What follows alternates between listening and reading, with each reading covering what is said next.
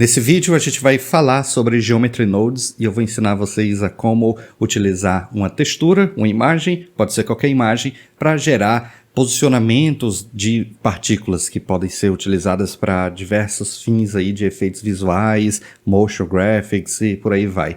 Então esse tutorial tem bastante informação. Se você já tem do Blender 2.93 em diante, vai conseguir acompanhar. Se não, eu vou colocar aqui o link na descrição para você baixar a versão mais recente. E não deixa de se inscrever no canal, dar um like no vídeo se curtir e aí vamos nessa.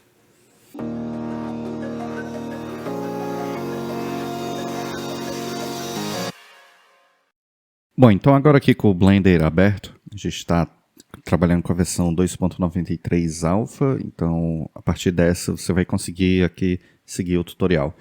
Vou colocar um grid na minha cena, tá? A gente pode trabalhar com esse tamanho mesmo, e aí vou clicar aqui em New para trabalhar com Geometry Nodes. Essa região aqui, ela é um editor, Geometry Nodes Editor, certo? Então vou clicar aqui e agora a gente tem esses nodes. Nesse caso a gente vai precisar começar com um node chamado Point Distribute, e eu coloco aqui. Então ele começa a criar pontos, né, no caso partículas, onde a gente vai clonar nosso objeto em questão. Vou colocar um UV Sphere e vamos lá. Vou agora selecionar aqui o meu grid e vou vir em, vamos lá, vou vir em Point e aí Point Instance. E agora eu escolho o meu UV Sphere para cá. Veja que o tamanho está muito grande, né? Então vou diminuir o tamanho da esfera original bastante aqui.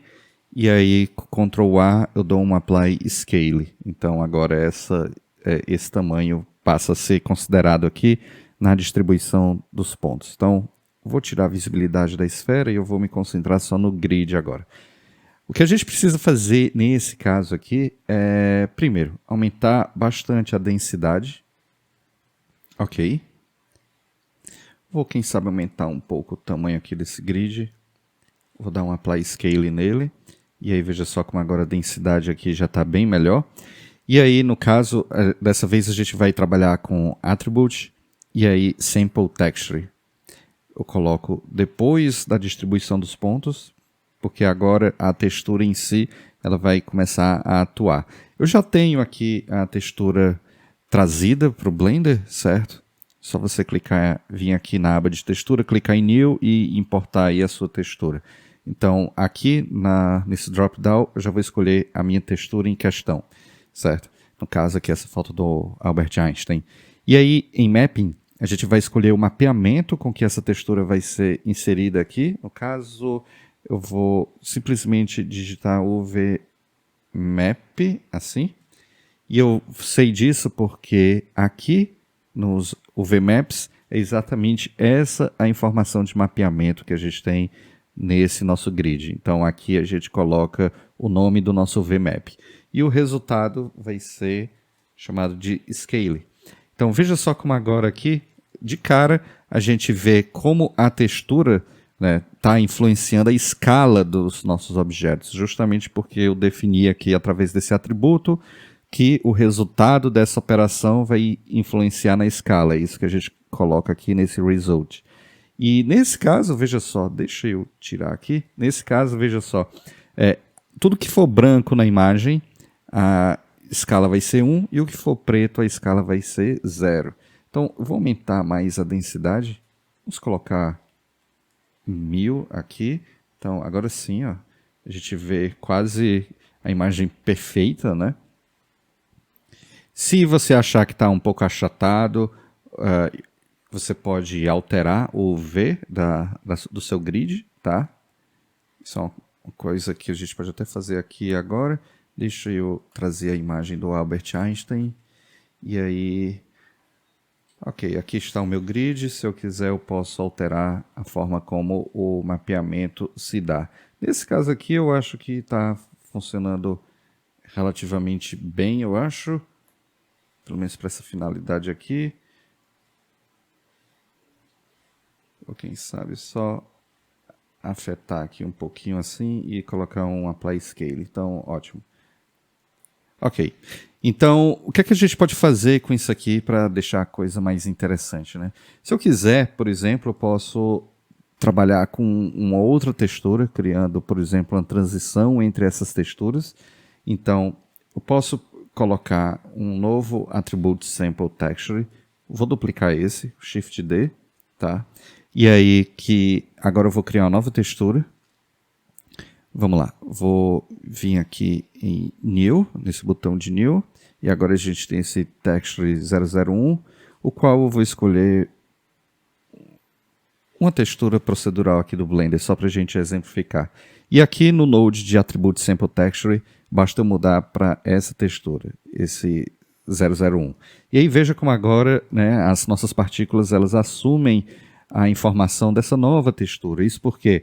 Porque a gente tem aqui na foto do Einstein o resultado scale e aqui nessa textura procedural o resultado também é scale. Então essa textura que vem depois acaba sobrescrevendo essa primeira textura.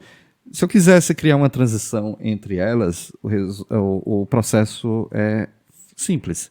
Então vamos lá, vou vir em Attribute Mix, vou colocar aqui, certo?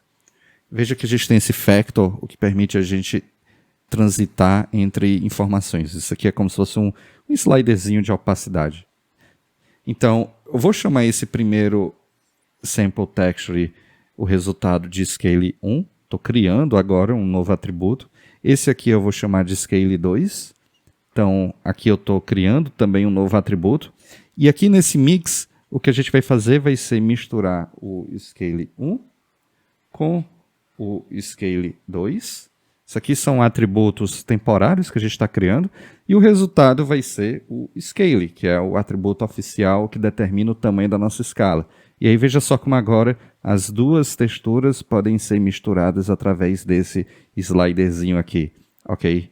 Então veja como é uma técnica bem legal que permite que a gente faça muita coisa interessante. E no caso, ainda podemos trabalhar com diferentes blend modes aqui, se a gente quiser. Certo? Então, vamos expandir um pouco mais esse tutorial e vou mostrar como é que a gente pode, por exemplo, modificar a posição dessas partículas. Então, vamos lá. Se a gente colocar aqui o Attribute Mix, um novo Attribute Mix, a gente vai basicamente fazer aqui uma operação nova, certo? No caso, o que é que a gente vai fazer?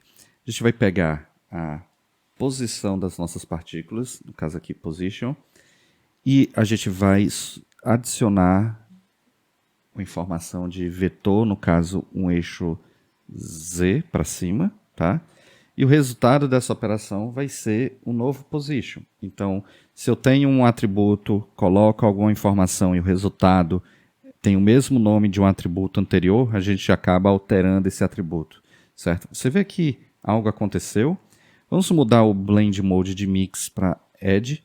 Então, ok, agora a imagem voltou a ficar original, mas a gente não vê nada acontecendo. No caso, a gente vê que está tudo subindo ao mesmo tempo, mas isso porque a gente precisa dizer para subir apenas de acordo com a escala das nossas partículas, né, gerado aqui pelos atributos de imagens.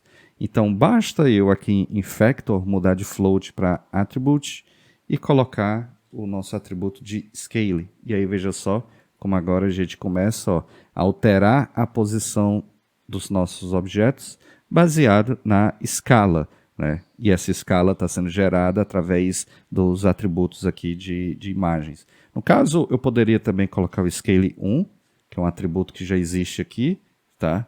E aí a gente passa a ver exatamente ele aqui, ó. Ou se eu quiser, eu posso colocar o Scale 2, que é um outro atributo que a gente já tem aqui. E aí veja só como agora a imagem ela começa a ser distorcida de uma outra forma completamente diferente, né? Porque agora a gente está tendo por base essa outra textura, né? Então veja só como é bastante flexível aqui. A gente pode fazer vários tipos de alterações, tá? Se você não quiser usar esse Attribute Mix, eu vou deletar, você pode usar uma combinação de outros dois atributos. Porque esse Attribute Mix, os blend modes dele tem uma relação mais de textura. Então, vou colocar esse atributo Vector Math. E aí o que a gente vai fazer aqui nesse caso vai ser o seguinte. Eu vou colocar o nosso scale, que é o atributo que a gente quer alterar. E aí a gente vai mover, né, para cima, baseado nessa escala. E o resultado disso eu vou chamar de z-up, ok? Agora eu vou criar um novo atributo math, vector math. Aqui a gente está criando uma regra. Basicamente essa regra diz que baseado na escala, as nossas partículas vão subir 3.2 e aí o resultado disso a gente cria esse atributo z-up. E aí agora aqui basta a gente pegar a posição das nossas partículas, position, coloco esse z-up que criamos no node anterior e o resultado é o position, ou seja, a nova posição. E aí veja só como agora a gente criou aqui um novo tipo de movimento. Está um pouquinho diferente em comparação a antes, mas isso porque nesse atributo vector math o ideal é a gente usar multiply, tá? E aí veja só como agora a gente tem esse mesmo efeito, tá? Basicamente multiplicando, né, a gente pega os valores da escala e multiplica com esse valor. Quando a gente usa um add, que é o padrão, eles se somam, então acaba que o movimento fica subindo demais, porque, enfim, eles estão se somando, mas quando estão se multiplicando, ele mantém a posição original, ok? Então, tem essas duas formas de trabalhar, você pode escolher a que for melhor para você, certo? Usando o vector math ou então usando o mix, ok? Então, dessa forma aqui, eu diria que a gente chegou num ponto legal já. É uma técnica bem interessante e vale muito a pena você replicar aí com o Geometry Nodes. Usa suas próprias imagens, me marca nas redes sociais e eu quero muito ver o que é que vocês vão criar, beleza? E de novo, se curtiu, dá um like no vídeo e se inscreve no canal. Até a próxima e um abraço.